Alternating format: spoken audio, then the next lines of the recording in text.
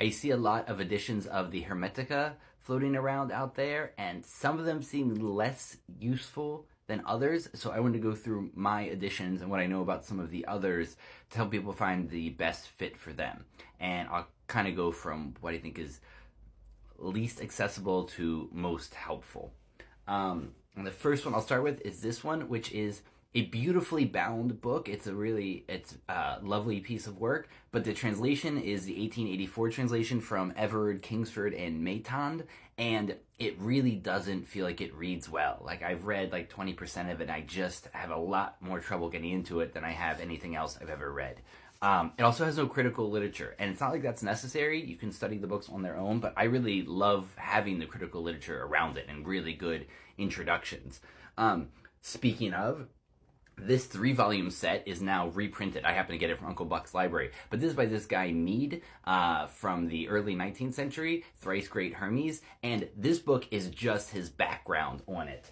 And then this book is the actual text itself. And then this book is the fragments of it from all of literature and everything can be pulled out that's ever been written about it. So these are fantastic. I'm still working through the intro on this one, but Mead was such an obsessive guy and a lovely guy. You could tell he really liked all the sources and the people he got it from. And he has almost a gossipy way about talking about it. Especially, he makes, I think, a decent case for this actually being from Egypt and not a 1st to 3rd century Greek Christian Neoplatonist thing. I'm not a scholar of this stuff, but I certainly find what he says compelling. I also don't really care. It's good wisdom wherever it's coming from. Another accessible one that I hear about is Walter Scott did an edition in 1924, which they say is the first modern translation, and it's supposed to be very short and readable.